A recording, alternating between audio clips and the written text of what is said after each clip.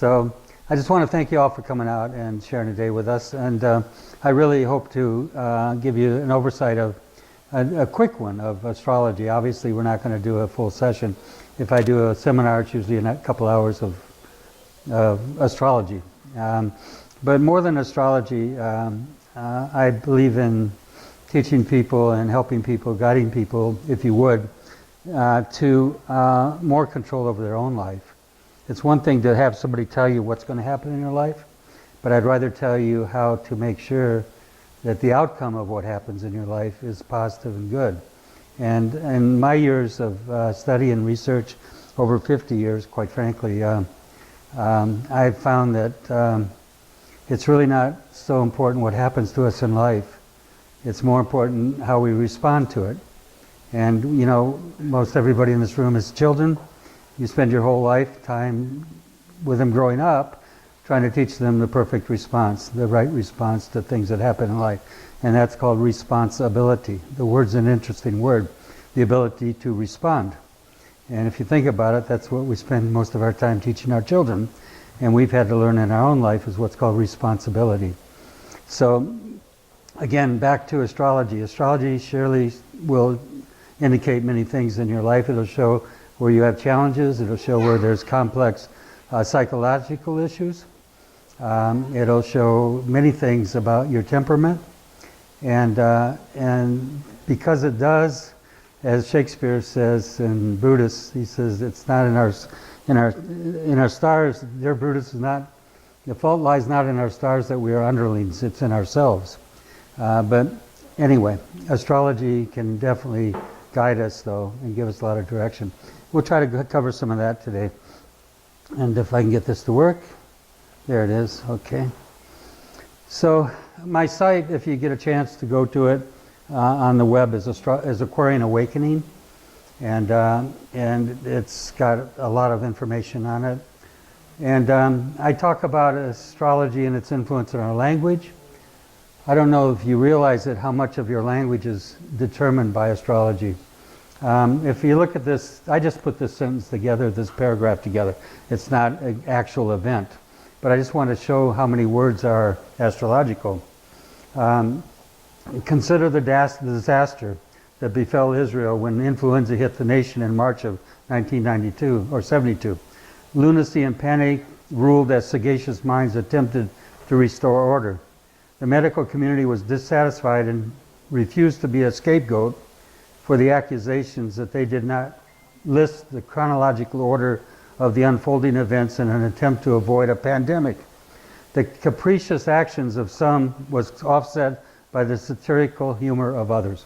Now, I just invented that whole paragraph, but I wanted to use the words to show you how many you use that are astrological. And all the ones that are highlighted there's 14 words in that are all astrological, rooted in astrology. Consider, it comes from sidereal, the stars. Con means to be together with. So the word consider meant to look at the stars and to be in harmony with those stars. Disaster comes from two roots, discord and asteroid, which is discord in the stars. Israel, the word Israel, any Jewish here? Israel comes from three roots, Isis, Ra, and Elohim. And I've had some contention with people that think I'm wrong. But it's the roots of that is Isis, the moon god, Ra, the sun god, and Elohim, the planets. That's where it came from. Okay? So, influenza, the disease or the sickness, influenza, that came from the influence of the stars. That's what they believed. And that's why they named it such. Okay? March, of course, is from Mars. Lunacy, we all know what that came from, the moon. And maybe you've been feeling it lately in the last few days. It's closer to the earth now than it normally is. So it can affect sleep and other things. So, and I believe it also affects people that are a little bit, how would I say this, maybe a little on the edge of craziness. You qualify? We got a volunteer already. Yeah. So the reason is the moon affects the fluids in the body and the oceans, and of course the land. You get a 3 inches of land lift every time there's a full moon. This last full moon is very strong because it was so close to the Earth, and so I believe its effect, I believe, comes from the inner ear, fluids in the inner ear, and people that are a little bit off balance, we use the inner ear to determine our balance, right?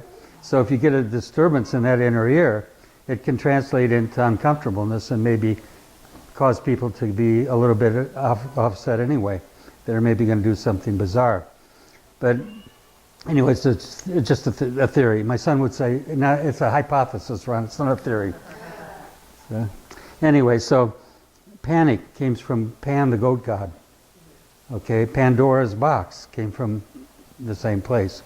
Opening up Pandora's box. That's all Saturn, Pan, the goat god, Saturn. Okay. Sagacious, the word came from Sagittarius. Have any Sagittarians here? So that is the word, it's rooted in that. To be a Sagittarian, you're supposed to be wise. Okay? Okay, so the word dissatisfied, believe it or not, comes from Saturn. The word satisfy means it's Saturn. So if you have an affliction in your chart between, let's say, for example, let's say Saturn's afflicting. What is an affliction? That's an aspect that is a stress aspect in your chart. So if you have a Saturn aspecting, let's say Venus in an uncomfortable energy aspect, a square and opposition, which are hard aspects they're called, they form the crosses in your chart. So if you have let's assume you had a Venus square Saturn. Now we do your charts later, you have this, you're going to say, Ron, I don't like this. But it can show a dissatisfaction with your relationships. Okay, again, Saturn is dissatisfaction. And the early Christians, of course, were teaching what? They taught abstinence from food and from any kind of sensual things, because that was a way to get victory over Saturn, which has always got an appetite for something. So fulfilling one's senses is very Saturn. To satiate, the word satiate is from Saturn. Okay? So anyway, stay on course here.